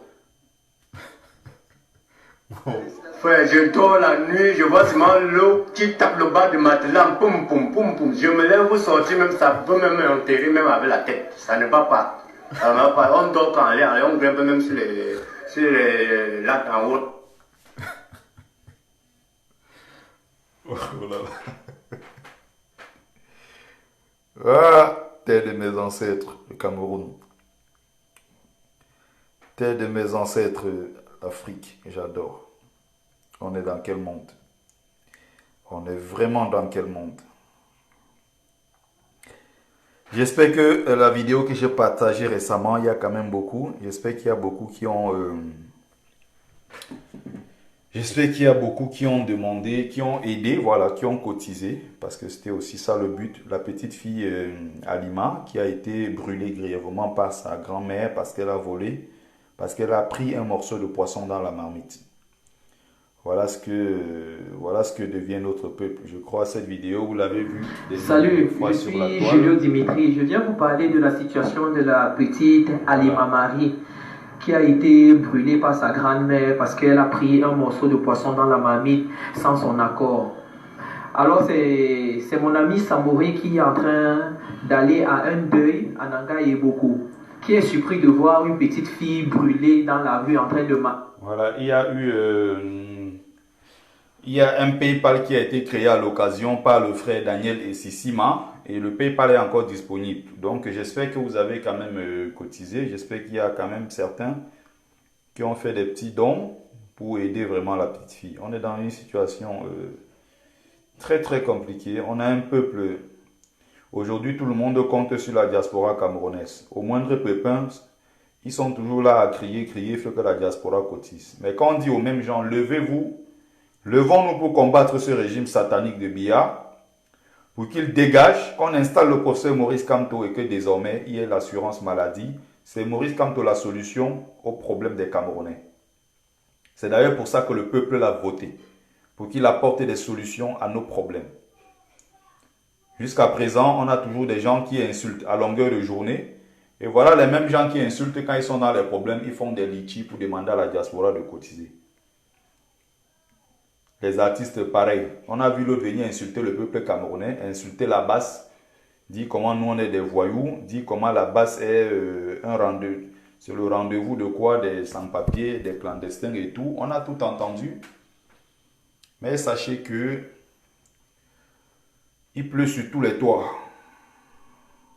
Et le jour que le malheur va toquer à votre porte, sachez que J'espère que vous n'allez pas crier pour demander à cette diaspora-là de contribuer. Parce que cette diaspora-là, vous ne la connaissez que quand vous êtes dans le besoin d'argent. Donc, je vais continuer ici en mettant le PayPal pour l'association, on va dire les enfants de Isma. Donc, c'est brave maman qui est à l'extrême nord au Cameroun et qui aide nos enfants. Donc, pour ceux qui veulent le cotiser encore une fois, le PayPal est disponible, je l'ai épinglé. Maintenant, je vais ouvrir la ligne. On va revenir sur l'actualité. S'il y a quelqu'un qui souhaite aborder autre chose que ce que je viens de faire, la ligne est ouverte. J'ai assez, voilà, j'ai dit ce que j'avais à dire pendant 1 heure de temps. J'ai abordé tous les sujets qui m'intéressaient. Maintenant, la ligne est ouverte si quelqu'un veut bien prendre la parole. Après, je vais conclure avec beaucoup d'autres trucs, évidemment. Donc, ça m'intéressait, j'ai bien vu. Je vois encore ici une autre image. J'ai lu ça, je ne sais plus où. Je l'ai pris, j'ai copié, ça me faisait tellement rire. C'est le message d'un enseignant. C'est la dernière fois que vous confondez Tsundu et Aim Badenkop. Je suis Sanaga de paix et étonne de mer, ultra biaïste, farouche, sardina, androïde ontolistiquement, odontolistiquement, oulala, odontolistiquement, parlant ici de l'odontole, intelligent, je ne sais pas. La prochaine fois que vous faites cette erreur, la colère de mes ancêtres va s'abattre sur vous. Et puis pour ceux qui trouvent qu'en tant qu'enseignant, je ne dois pas réagir comme d'une certaine façon, doublé et l'amourazout. Avant d'être enseignant, je suis Betty. Facebook n'est pas mon lieu de service. Et ce n'est pas ceux qui disent cela qui m'ont payé l'école ou la formation. La sardine ou la mort, nous perdrons, pas nous vaincrons. Il a conclu en disant la sardine ou la mort, nous vaincrons. Oh là là là là là là. Il y a des choses qui me choquent, qui me choquent dans ce monde. Des fois, j'aime bien prendre le temps de faire des petits lives comme ça pour revenir sur des sujets, beaucoup plus dans le cadre panafricain, parce que j'estime que le Cameroun, tout le temps, oui, je peux revenir de temps en temps sur le Cameroun. D'ailleurs, la plupart de mes posts ou mes directs sont plus basés sur le Cameroun ces derniers temps. Mais j'aime bien revenir sur... Donc, voilà les différentes actions pour répondre aussi au bâtard qu'on appelle, je ne sais pas, il y a un racaille qu'on appelle, non, c'est pas Amer Kamer. Bon, même si lui aussi c'est une autre racaille. Lui, là, on l'appelle, non, du Kamer, voilà. C'est pour répondre à ce bâtard qui récemment a copié ce flyers de moi. Et il a mis sur sa page en disant que j'ai organisé la Fémania sur les réseaux sociaux. Je vais juste te rappeler que ces enfants que vous voyez sur les images sont tellement contents des actions que je mène, bien sûr, avec beaucoup d'autres Camerounais. Je ne mène pas ces actions tout seul. Je ne suis pas le richissime Photo-Vitor pour offrir tout ça. Donc, je fais le peu que je peux. Donc, c'est-à-dire quoi? Vu que je peux faire quelques vidéos ou bien quelques lives ici et demander au peuple camerounais de m'accompagner avec d'autres Camerounais, bien sûr, dans cette initiative, je demande à ceux qui sont en ligne généralement de faire un don, de cotiser. Donc, ce ne sont pas des photos montées, hein. Ce sont bien sûr les enfants de Isma. Ça, c'est dans la ville de Mokolo. Voilà les différentes actions qui ont été menées. Et je rappelle encore une fois que à chaque fois que je fais des transferts d'argent, encore il y a quelques jours, j'ai encore fait un autre transfert d'argent. Je détiens encore tout ça. Et j'ai surtout rappelé ici que si quelqu'un ne veut pas passer par moi pour faire un don à cette association, à cet orphelinat, il n'y a aucun souci. Passez directement par moi, passez directement par la maman qui garde ses orphelins. Ils étaient 40, mais maintenant ils sont au nombre de 50. Ça ne fait qu'augmenter parce que on est dans une zone qui est gangrénée par la pauvreté et l'insécurité. N'oubliez pas qu'il y a Boko Haram à côté et que la majeure partie de ces enfants sont aussi des enfants qui sont sortis des familles qui ont été décimées par Boko Haram. Et voilà les dons que j'ai fait récemment. J'en ai fait encore plusieurs autres dons en liquide. Donc j'ai envoyé. Donc récemment j'ai encore récolté des fonds ici. J'ai envoyé. À partir du moment où la maman est satisfaite, À partir du moment où ces enfants ont des chaussures pour aller à l'école, à partir du moment où ces enfants mangent à leur faim et boivent à leur soif, à partir du moment où ces enfants peuvent être de temps en temps accompagnés. Et surtout, je veux rappeler ici que ceux à qui j'ai donné le contact privé de cette maman pour l'aider directement, le but, bien sûr, l'argent c'est important, mais ce que je voulais au-delà de tout, ce que je voulais créer, bien sûr, c'était un lien familial avec ses enfants qui se sentent parfois abandonnés. La maman a fait les efforts à son niveau, elle fait ce qu'elle peut, mais j'aurais souhaité que les liens de famille se créent. Comme il y a eu maman récemment qui m'a contacté et elle m'a dit: Bertie, je suis habitué à ça et merci pour cette belle initiative. Elle a donc parrainé un enfant qu'elle prend aujourd'hui comme son propre enfant. Et elle m'a même montré la photo de sa fille. Quand je dis sa fille ici, c'est sa fille adoptive si vous voulez. C'est-à-dire que sa soeur un jour partait au marché et elle a entendu un enfant qui était en train de crier dans les herbes. L'enfant, c'était encore tout bébé, hein? Donc un bébé qui était en train de crier dans des herbes. Elle est donc allée vérifier, elle a vu que l'enfant était en train de pleurer, il y avait des mouches sur l'enfant et tout. L'enfant était en danger. Elle a donc pris l'enfant très vite, ramené à l'hôpital. La dame est venue s'en occuper et elle a pris cette fille-là aujourd'hui. La fille doit avoir 14 à 16 ans, entre 14 et 16 ans.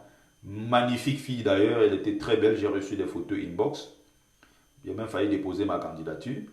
Très très belle fille et super intelligente. Elle a passé son bac et elle est dans une grande école, je ne sais plus où au Cameroun. Et bientôt elle viendra, je ne sais pas de quel côté, continuer ses études. Elle m'a dit, j'ai pris une première et je vais encore prendre une deuxième pour le parrainage. Donc quand j'ai lancé cette opération un benguiste, un parrain, qui consiste ici à parrainer un enfant au Cameroun à hauteur d'1 € par jour. Sans tenir compte bien sûr de la région ou bien de la religion ou bien de la tribu et autres. Moi, je l'ai fait avec 2 enfants et ça marche. Je suis le parent de 2 enfants là-bas que je finance à hauteur de 2 € par jour. Donc 1 €, ça fait 2 € pour les 2 enfants. Ça ne m'a jamais tué. Pourtant, en Europe, je ne roule pas sur l'or. Je me débrouille comme tout le monde. Ce que je trouve, je fais. Le jour qu'on m'appelle sur le nettoyage, je pars. Le jour qu'on m'appelle, si c'est nettoyer la cantine, laver le sol, n'importe où, je pars. Je ne suis pas venu en France pour le camembert, je ne suis pas venu en France pour le vin rouge, je suis venu pour chercher l'argent. C'est ce que je rappelle ici tous les jours. Quoi que n'importe quel métier on m'appelle, même pour le déménagement, je pars. Donc voilà comment j'avais commencé et par la suite, j'ai contribué à ça, j'ai apporté ma petite contribution pour que ces enfants se sentent à l'aise. Donc j'ai vu, comme il y a toujours des gens sur la toile qui sont tellement négatifs, des gens qui sont là. Pourtant, lui-même, il a eu à faire 1000 litiges. Je n'ai jamais cherché à savoir. Je ne m'occupe pas d'ailleurs de la vie des racailles. Je n'ai vraiment pas le temps pour ça. Donc, c'était pour montrer quand même quelques actions et ce que j'ai déjà pu à partir depuis le moment que j'ai mis le truc en ligne, ce que j'ai déjà pu réaliser. Et je rappelle encore que ce que j'ai fait là, ça c'est 0 par rapport à ce que cette maman-là, individuellement, a comme contact aujourd'hui avec les autres, ce qu'elle reçoit comme don. Il y a des gens qui veulent envoyer des vêtements, il y a des gens qui veulent envoyer de l'argent, il y a ceux qui veulent envoyer de la nourriture. J'ai toujours dit ici que le but, ce n'est pas que tout passe par moi, mais si vous voulez contribuer et que je continue comme je suis en train de faire ces œuvres-ci, il n'y a aucun souci, le PayPal est bien sûr disponible. Vous contribuez tout simplement, le PayPal est encore là, c'est ouvert. Je vais juste récolter les fonds le moment venu et je vais réorganiser parce que quand j'envoie, je n'envoie pas juste pour envoyer.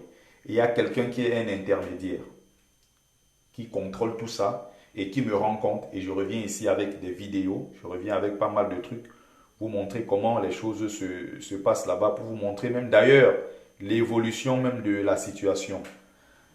Donc, vos histoires où les Camerounais sont habitués, je ne sais pas, à la mendicité sur Internet, ça ne me ressemble pas. Donc, voilà.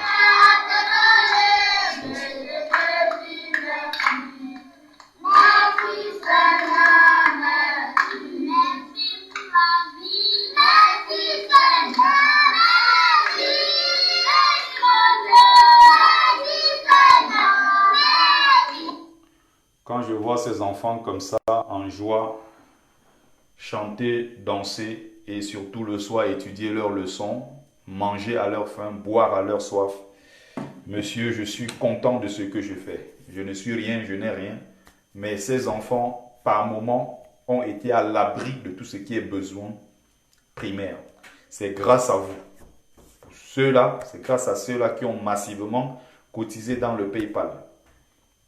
Et la maman est encore là de temps en temps, elle me renvoie des vidéos. Récemment, elle m'a dit, elle a encore reçu près de 8 à 9 enfants qui sont arrivés nouvellement dans le centre, dans l'orphelinat. Donc maintenant, elle est passée de 40, 42 enfants. Elle a plus de 50. Elle est débordée. Et elle a récupéré des enfants un peu de partout dans la ville. Elle essaye de s'en occuper. Donc moi, je profite du fait que je sois un petit blogueur, tout petit comme ça. Je ne suis pas grand, hein, comme ceux qui font 10 000 vues, 15 000 vues. Voilà. J'essaye quand même à mon petit niveau d'apporter le peu. Si les gens peuvent, voilà.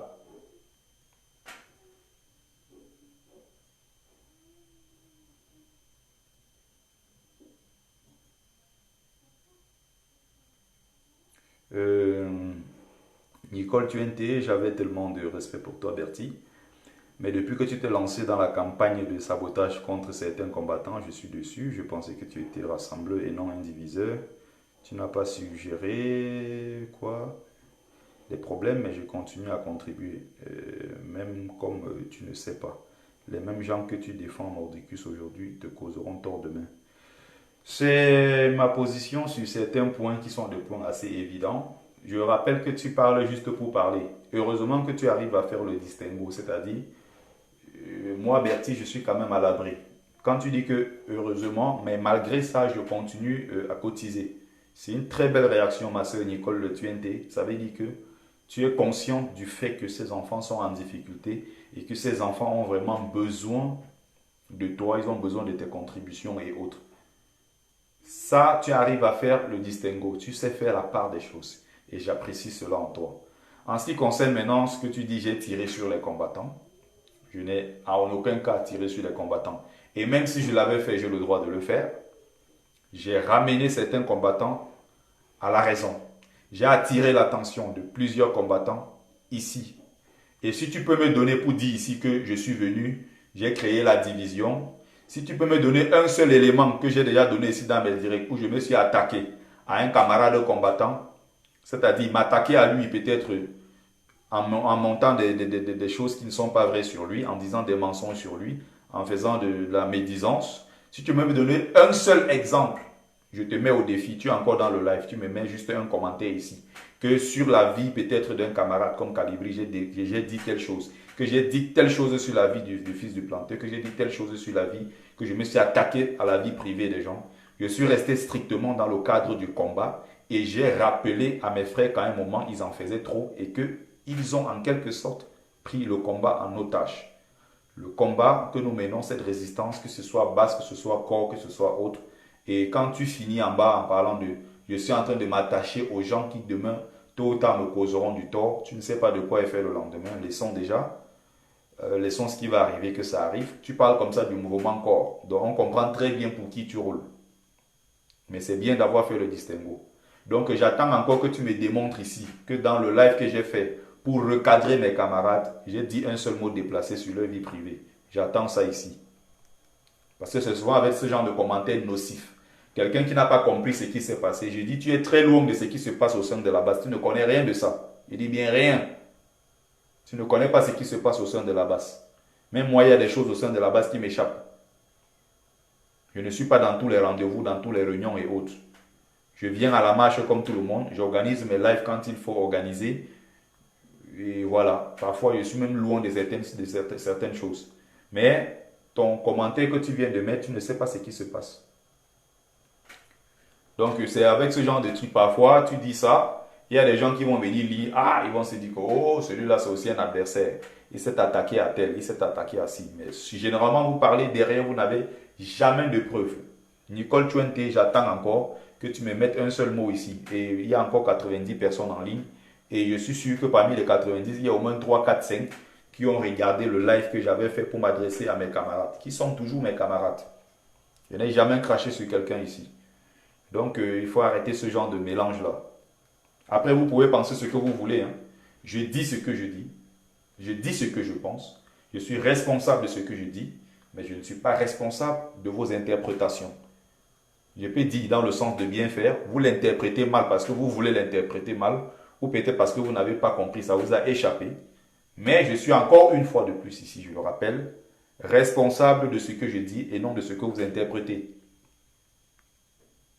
J'attends toujours que tu me dises, que tu me sortes le mot en me disant que Bertie, voici ce que tu avais fait. J'attends.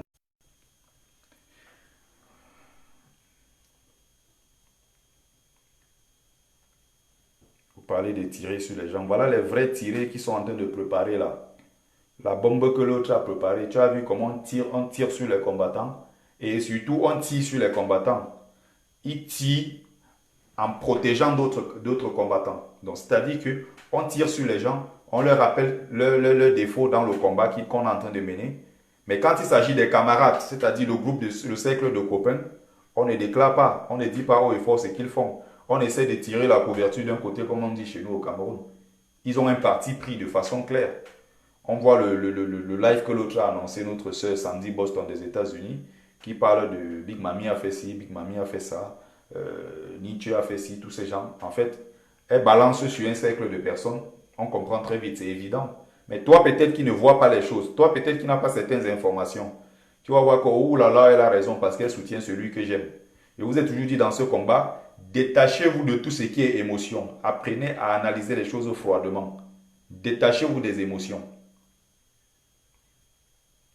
Maintenant, on est en train de dire qu'on va mettre les lives dehors, les captures d'écran sont déjà dehors en train de balader, même si ce n'est pas étrange. Hein. C'est les captures d'écran qu'on a vu déjà, ça fait peut-être 2 mois ou 1 mois. Il y a des voices qui vont être mis dehors, il y a ceci qu'on va balancer dehors. Vous ne parlez pas de ça. Il fallait sur les pages de ces gens-là t'acharner sur eux. Tu ne le feras pas.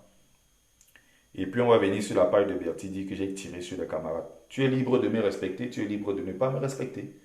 Je ne fais pas mes lives pour plaire aux gens.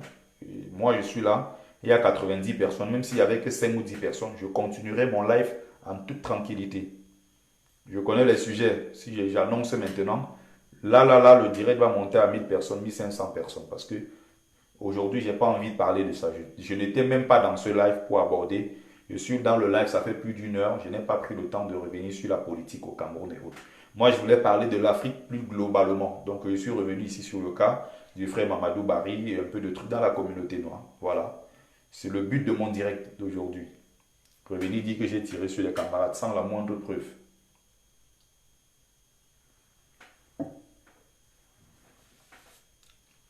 Ce qui est bizarre, c'est qu'eux-mêmes, les concernés n'ont pas dit que j'ai tiré sur eux. C'est toi qui viens, qui suis, en tant que simple amatrice qui dit que j'ai tiré sur les camarades. Si tu veux, ne me respecte plus, c'est pas grave. Ma devise, c'est ne pas taire pour plaire et surtout ne pas parler pour nuire. Si j'ouvre ma bouche pour recadrer les camarades dans le combat que nous menons, c'est parce que j'ai plusieurs raisons de le faire. Et c'est ce que j'ai même fait l'autre jour. Je rappelle qu'il y a plusieurs choses privées, plusieurs choses même qui touchent la vie privée. J'ai plusieurs éléments même de mensonges qu'on dit dans ce combat que je connais, mais je le délivre. Je ne vais jamais balancer ça sur la toile. Parce que balancer ça en même temps, c'est balancer sur ses camarades. Mais je ne le ferai jamais. Donc, si vous attendez ça de moi, non, vous n'aurez pas ce genre d'informations venant de moi. Peut-être les gens ailleurs vont balancer, mais moi, non. Parce que je suis quelqu'un de crédible, je suis quelqu'un de sincère. Je suis quelqu'un à qui on peut faire confiance. J'inspire même d'ailleurs la confiance. J'inspire confiance. Voilà, il y avait un autre point essentiel. Il ne faut pas non plus que je parle trop longtemps dessus. La sœur peut se sentir frustrée en disant Bertie, c'est que j'ai d'acharnement sur moi comme ça. J'ai dit, c'est moi un petit mot, non? Donc, je préfère passer à autre chose. Donc, ceci, c'est important de revenir dessus. Tu es ça va beaucoup t'aider. Ça, c'est la belle image de la dernière fois qui lance les dés ici, de ce qu'on appelle les prémices ici, de ce qu'on va appeler la réconciliation entre les camarades combattants. Voilà les camarades combattants qui ont été à un rendez-vous pour trouver une solution, voilà, par rapport à tous les problèmes que nous rencontrons dans la résistance. Il n'y a aucun souci à ça, c'est une très très belle initiative. Moi-même, je serai au rendez-vous pour cette initiative. Il faut bien sûr qu'on se retrouve pour reparler du combat et que les choses puissent aller de l'avant. C'est aussi simple que ça. Il y a l'assaut final le 7 septembre qui se prépare à Bruxelles. Il y a tellement d'événements. Sur place encore en France, il y a pas mal de choses qui sont en train d'être organisées pour faire avancer le combat. Donc, mais je rappelle, et j'avais démontré ce jour-là, que dans tout ce qui s'est passé, je ne pense pas que le problème concerne ces 5 personnes, ou bien que les 2, 3, non. Je pense que le problème est bien ailleurs. Le problème est ailleurs, c'est-à-dire qu'il faut que... C'est déjà un bon pas, mais je rappelle qu'il y a elle chez nous qui faut mettre sur la table. Je dois être sur la table. Les autres combattants, Calibri, ça dit que tous ceux que vous connaissez doivent être sur la même table et dire Fela Kuti Hotep, bienvenue. Donc on doit être sur la même table, parler comme les enfants d'une même mère et surtout trouver une solution pour que ce combat puisse redémarrer. Parce que pendant un moment, Chevalier solidaire, salut à toi le pro. Donc il y a eu quand même pas mal de problèmes. Il y a eu tellement de problèmes au point où maintenant je pense qu'il faut qu'on s'assoie sur la même table, qu'on essaie de discuter. Il y a eu des problèmes de transition. Il y a eu des problèmes de non au hold-up électoral. Il y a eu des problèmes des gens qui s'accaparent du combat. Il y a eu des problèmes de litchi, de PayPal et tout ce que ça a causé. Il faut qu'à un moment on soit capable de dépasser ça. Qu'on passe à autre chose, justement. C'est de ça qu'il est question.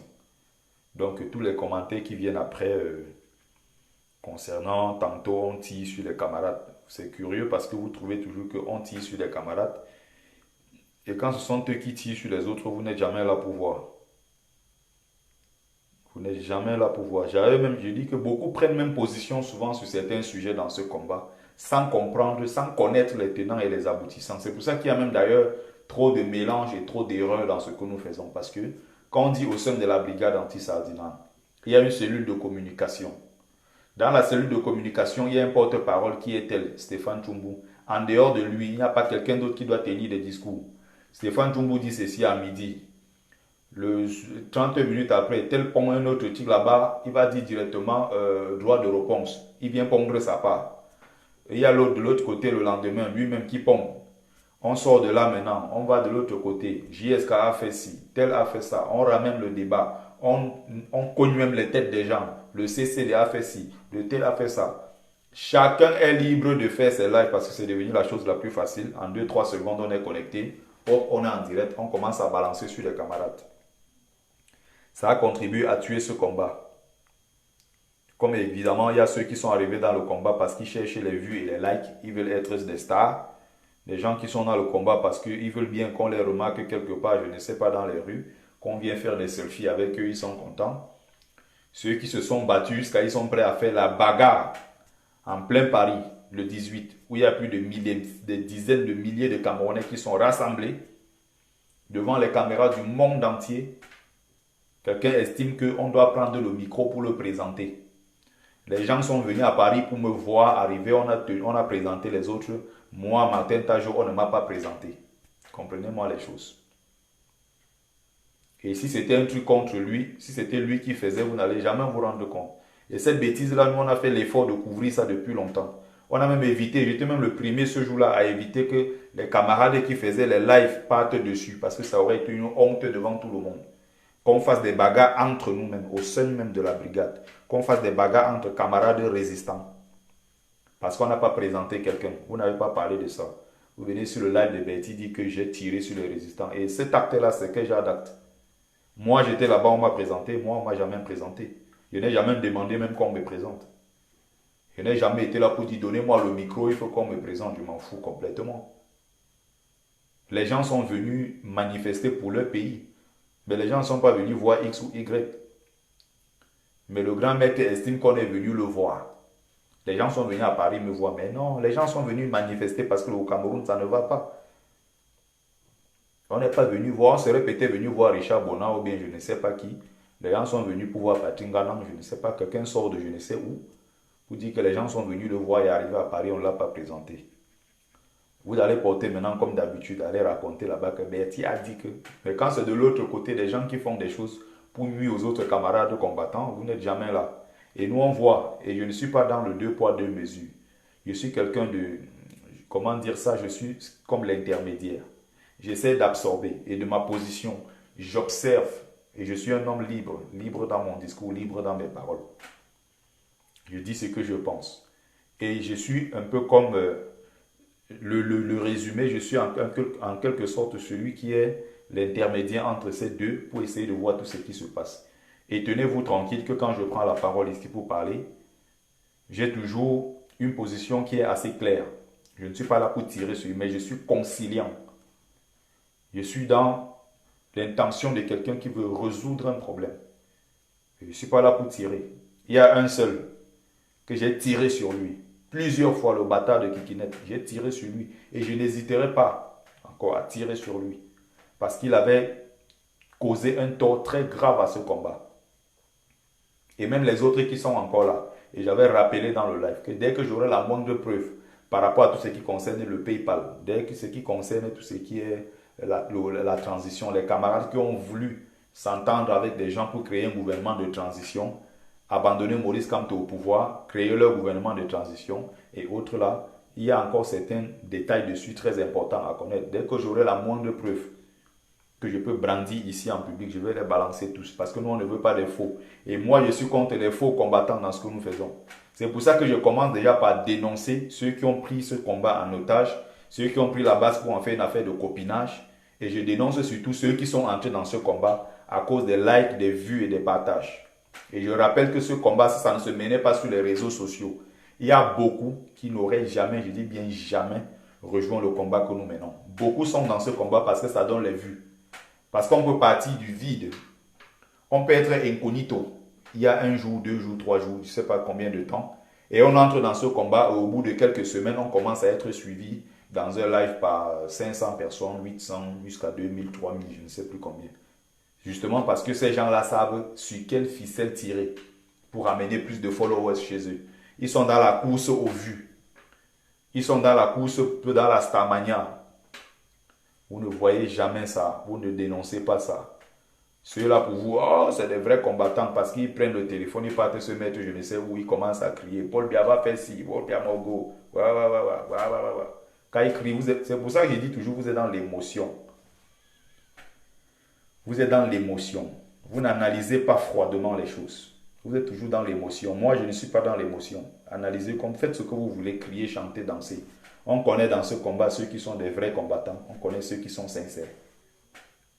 On connaît ceux qui sont sincères. Et on connaît ce que les autres ont fait.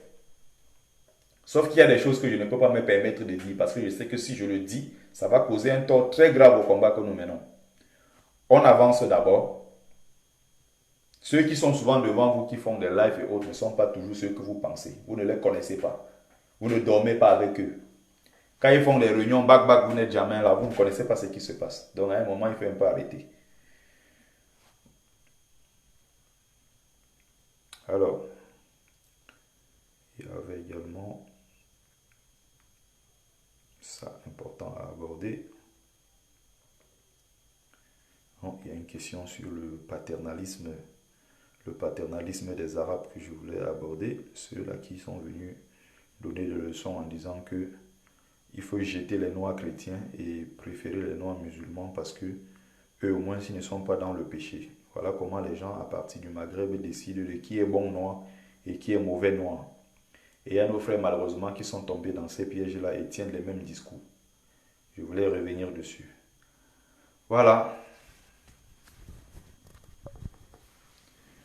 Donc j'ai terminé avec le live. Je vais devoir arrêter en espérant que pour les 100 personnes qui sont encore en ligne, vous allez aller massivement sur ma chaîne YouTube et vous abonner.